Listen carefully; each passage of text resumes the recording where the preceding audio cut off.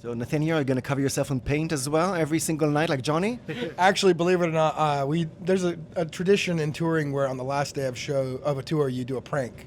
And the prank that I did on that tour was to steal Johnny's body paint and cover myself in it and go and sing Free Fall with them at the end of the night. And so that was I'm not going to do it ever again, but I have done it.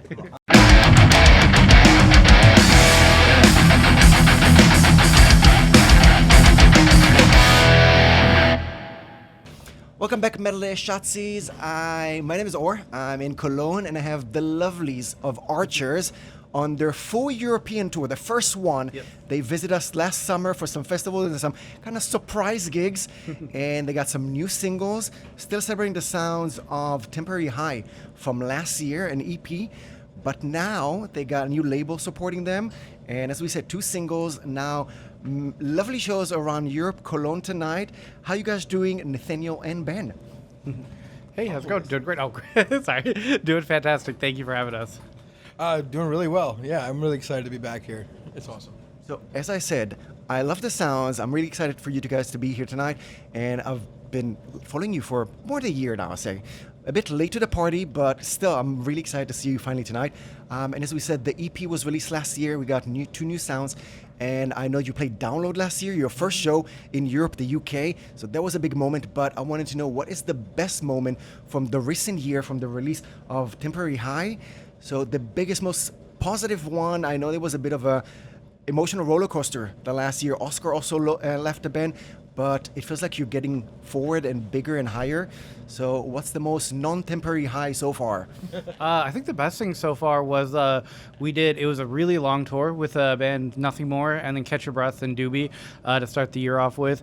It was fantastic. Really, really good start to the year.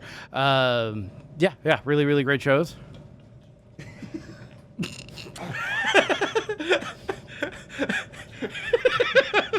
I'm so I was like, I can't. Can you leave that in there when his whole face just covers the camera? I'm going to be serious. I was like watching it on the corner while I tried to just continue talking and just like say words, just say words. Sorry. I believe this is going to be a meme.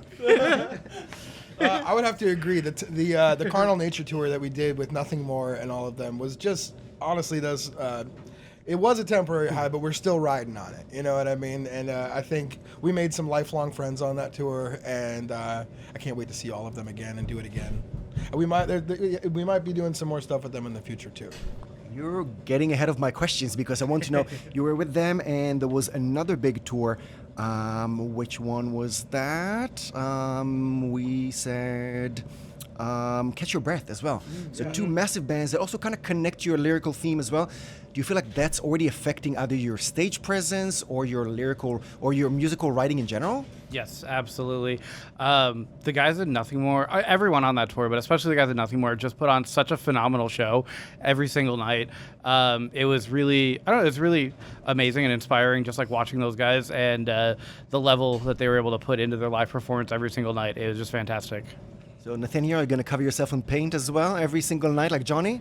Actually, believe it or not, there's a tradition in touring where on the last day of a tour, you do a prank.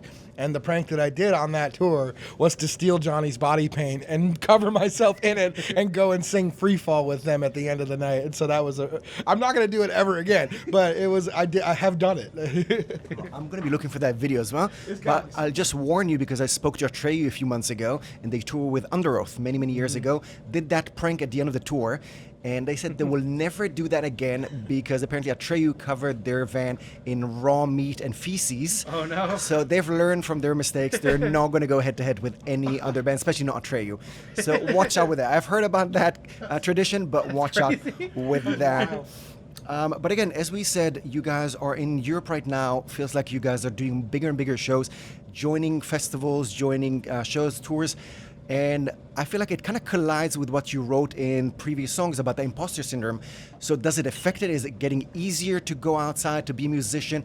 Does it tackle that imposter syndrome that you guys are talking about so much and we deal with as well? I'll speak for myself. There was a show on the Carnal Nature tour we did. It was in Oklahoma City, where I've always suffered with like stage fright and imposter syndrome and all that stuff. And it's like one moment just like on that show, it's actually when we were playing the dirt and hearing how many people already knew the song and were already singing along and were already super into it right after it just came out. It was just like one of those like moments of like, okay, I've got this, I can do this. Like this band has a long future ahead of itself right now, and there's only good things to come from here.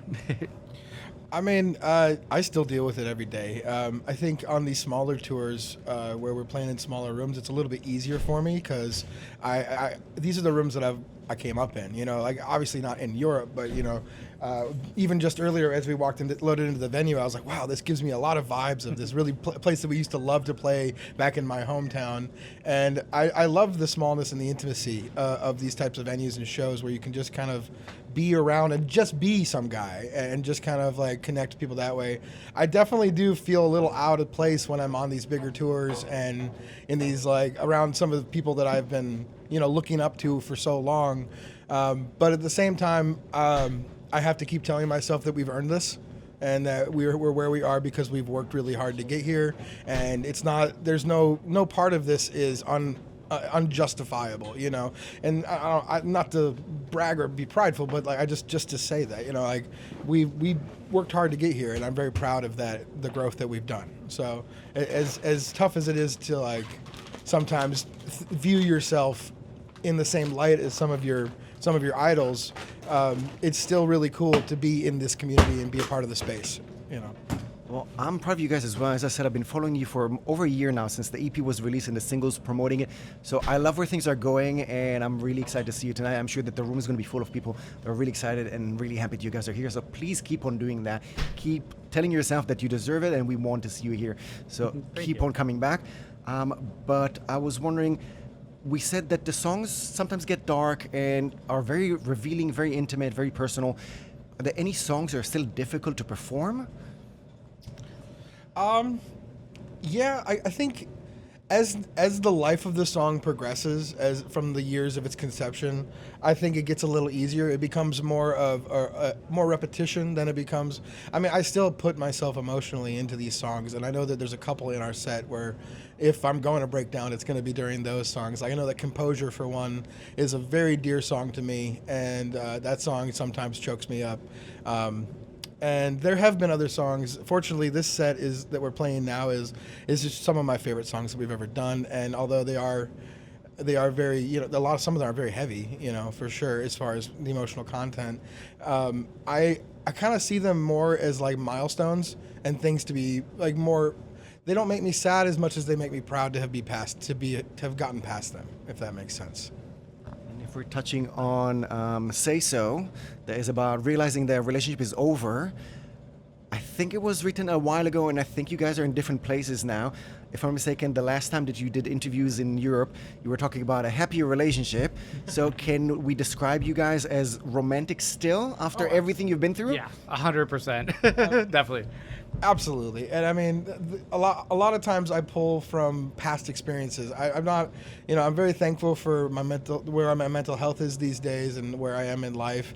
But at the same time, I still dealt with a lot of those things, and some of those things I never got the chance to write about, or I just felt like I wasn't done writing about them. So, I mean, everyone can relate to things like that. So I feel like it's not disingenuous to pull from old experiences and not have to draw from exactly what you're dealing with right now. Talking about the progression, about healing, whether it's through music or other stuff, I really like this phrase that says healing isn't about handling pain, it's about receiving joy. What do you guys think about that? I think that's beautiful. I think I have some very interesting thoughts on joy. Well, at least to me, I think they're interesting. But I feel like joy is a choice, whereas happiness is a feeling. I feel like you can choose to be joyful even in the toughest of times, because you can't always just be happy. That's a chemical. It's a chemical reaction that makes you, feel dopamine and all that thing. But joy is a choice. Like I can choose even on my worst day to try to be kind, or I can choose on my worst day to try to spread a little love. Even if I'm having a bad day, I can still be joyful. And I think it's just really important to stay that way. So I agree with that. I'm going to be honest, Nathaniel covered it way better than I would. I think leaving it with what he said is perfect. And what would you say to a friend that knows someone that is in a dark place and is not really sure what to do, whether to come and just bombard them with hugs or to give them some space? What would you want your friends to do when you're in that dark place? I think, honestly, I feel like both. There's been times where, where I definitely appreciate having my space. There's also been times where I appreciate being bombarded with love. And I wish there was one right answer, but I feel like a lot of the times it comes down to just being present and just being a part of the moment and just kind of feeling things out. Yeah, I would agree. I think that not everything can be fixed with the conversation. Not everything can be fixed with happy thoughts or hopes and dreams or prayers or what have you. Sometimes you just need to.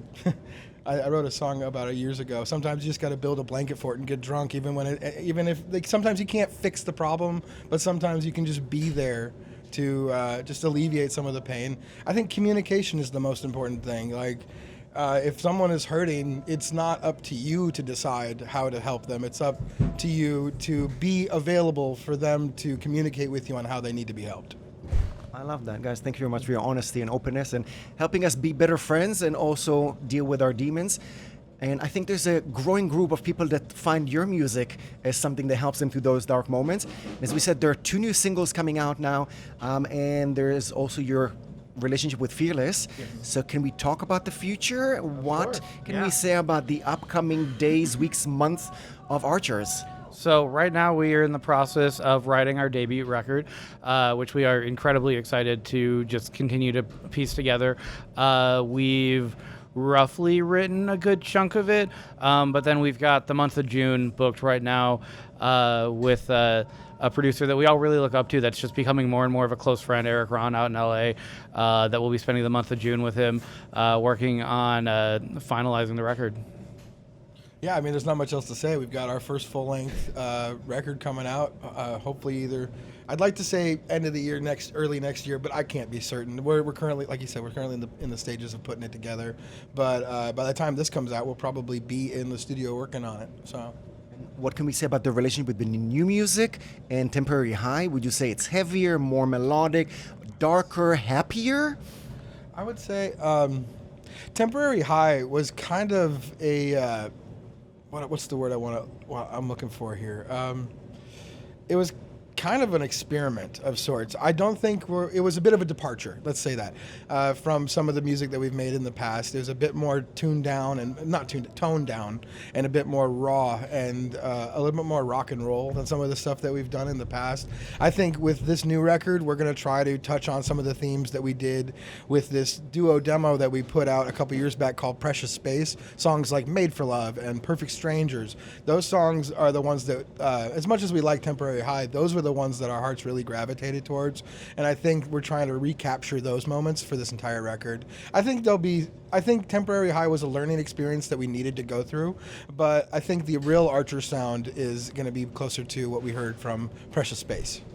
And there's a rumor online that you can either confirm or deny that there might be a collaboration with a president. Is that happening? This is new to me, but if that is true, that would be really cool. I'm a huge President fan. But this is the first I'm hearing of it, but I would be very open to that if it ever was a possibility. Yeah, your people know more than we do, apparently, because, this is news to us. It sounds very much like a rumor that just got started, but that would be sick. We do love President in this band. We actually, when we played Download, we played right before them for their very first show, and it was really, really cool to be able to be there for that and get to watch that happen in real time. Our drummer, who actually had to have a very minor medical issue, wasn't able to come on this tour with us. He is way bigger of a fan of President than all of us are. So right now he'd be freaking out if he was here. Like, wait, what, really? So, but yeah, I wished I could say that was true, but it is not in fact true. So maybe that's also not true. Maybe he's actually working right now on that collaboration, and you're gonna have a surprise when you guys come back to the U.S. So who knows? I'll cross my fingers, and maybe we'll be talking about the next time you guys are here. Who knows? Our drummer will tell you that he is president. Who knows? Anything can happen. Maybe he's Bruce Wayne. So who knows? But I want to know, we are trying to get closer to our musicians, trying to support them more, and we don't always know about all those challenges, whether it's touring, being distant from our families, writing, obviously money. From your experience as rising musicians, what is the biggest challenge that you didn't even know about when you started playing guitars in your basements, and now you know? Why did people not tell me about that? I think for me, it's coming to terms with limitations. You know, there's only 24 hours in the day, and there's usually more than 24 hours worth of work to do in a day. You know, there's a finite amount of money. We have to figure out how to make that all work. And it's, you know, a really big challenge for me that I've had to deal with over the past couple years is just how to come to terms with what just the limitations of life are, and how to be able to just be the best member of the band that I can be within those.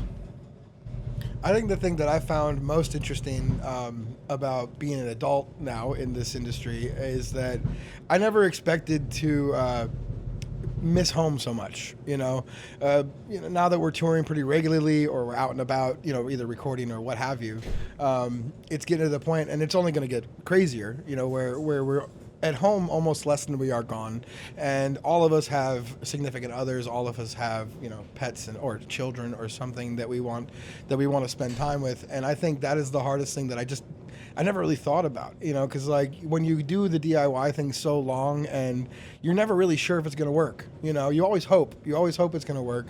But the reality is that this is a very fickle business, and it doesn't always pan out the way you want it to. So like there was always that thought in the back of my mind, like, oh, maybe I won't be out on the road all of the time. So that's something that we're all dealing with, is just missing home and missing our people. Because like at the end of the day, like they're what make us truly the happiest, is our relationships and the people that support us and help us to stay out here. But I know for a fact that at least for my life, all the people that I have, they support me to a crazy degree, and they just want to see us succeed. And so as hard as it is to be away from them, I'm trying to do them proud by being on the road and doing the thing. So I have a feeling that this next question connects to making the people around you proud. When during Corona, you guys were very vocal about Black Lives Matter, and I feel like there's a discussion online around the world whether musicians are allowed to voice their opinions, to be a bit more calling for change. Did you guys have this discussion? If I'm not mistaken, you guys got a lot of positive comments about that, but it's not always the case. I've heard of people even complaining about Rage Against the Machine, that they need to focus on music. So from your experience, from your point of view, even as fans, do you feel like musicians need to voice their opinions more, need to be more vocal, take advantage of the platform, or take a risk and maybe get hit by that? I personally think that it's very much a case-by-case thing, where a lot, it just depends on what exactly the point is of the band. There's some people where it's they come together and the point of the band is, hey, like we're gonna make art, and the art is gonna be a distraction or like a relief from the world, and we're not gonna talk about politics. And then there's other bands where, hey, this is kind of our reasoning, this is kind of our purpose. I feel like our band, for the most part, gravitates towards, we're an escape, we're a way for people to kind of get away from their everyday lives and come together as a community to just appreciate art. But, at the end of the day, we're all individual people that have our own morals and ideals. And sometimes, certain things happen in the world where it just gets so weird, so messy, so crazy that it's like, I don't know, we have this platform. Do we use it for, temporarily to kind of talk about these things? But it definitely varies. I don't think the point of the band is very much, to take certain stances. But we're very much all individual people with our own stances and beliefs. Yeah. I have to agree with you. Yeah, there's nothing he said there that I would take back at all. I think before the coronavirus and the BLM movement really became a big thing, I would have said, no, we're not a political band. We have nothing to do with this. But I think for me, that kind of transcended the bounds of politicism, if that makes sense, because we're talking about human lives. We're not talking about a policy. We're not talking about, a new referendum or something. We're talking about an entire race of people and whether or not they matter, and I don't see that as being a crazy stance to get behind. So I do remember struggling with it specifically. I had a couple of friends reach out to me to ask me why we hadn't said anything, and I gave them the same spiel, like, oh, like, we're not political, blah, blah, blah, blah, blah. And then I kind of sat with it, and it ate at me for a good long while. And I ended up having a couple conversations with some of my very close friends that are people of color, and just being like, hey, I'm obviously not a part of your community, but if I'm going to be an ally and if I'm going to support you, what should I do? What is the best thing? What are the things that could actually support you? And they're like, well, you know, if you want to say something, you have the right to do so. And through different conversations, we kind of came to the conclusion that, you know what, I think with everything going on and all the hate and negativity out there, I don't want to be someone who's not known for love, or I don't want to be on the fence on this type of an issue. So it's not like you're going to see us posting about political stuff for forever, but I think that was one of those special instances where I was like, you know, this transcends left, right. This transcends everything else. I think it's just about, you know, freedom and people being allowed to exist and not having to be afraid of what law enforcement or people around them are going to do to them just because of the color of their skin, you know. As I said, I really appreciate that. I love how it connects to the sounds and kind of surrounds it with that love. So we're all made for love, even though sometimes we feel like we don't. So thank you for spreading that. And I'm going to try and get a scoop from you guys before we say goodbye. And I was wondering who's on the Fucky Wucky list on this tour. So who's on the naughty one? Drew missed bus call this morning, so Drew is on the Fucky Wucky board. Honestly, everyone's been pretty chill this tour. But I love that you know about the Fucky Wucky board. Yes. It's unfortunate because in the States we do it on our buses in the States, and usually once it starts, it's usually me or Drew that starts it, and then me and Drew get into a competition of who can get the most points. So now that you've mentioned it, that it started, I think I need to be a little bit reckless tonight. Catch up to Drew.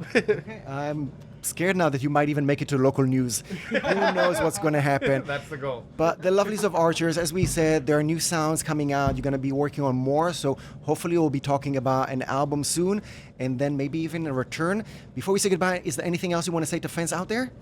Thank you so much for supporting Archers and just being a part of our journey. I'm really grateful that we have the ability to start making it overseas, and just really appreciative of everyone that pays attention to us online, that comes out to these shows, that watches our interviews that we do over here. It means the absolute world, and we're so grateful to have you part of our family. I would just say that it's one thing to listen to a song on Spotify. It's a whole other thing to spend your money, buy a ticket, drive your ass to a show, and actually stand there and watch a band play. So I just want to say thank you to everybody who shows up at these shows and at these tours, because like passive fandom is the general expectation. You know, like people, oh, I like this band, never go see them live, but you know, I just thank you to everyone who actually comes out, because like they're the ones I get to meet. They're the ones I get to see. They're the ones that make this real and tangible for me, and for all of us, really. And getting to hear them sing songs that we wrote in our basements or our bedrooms or what have you is just, I'll never get over that. I'll never get over it. So just thank you to everyone listening. Actually, thank you guys, Nathaniel and Ben of Archers. I love the sounds. Thank you very much for your time and your thoughts. Can already see you on stage. Thank you. Yeah, thank you for having us.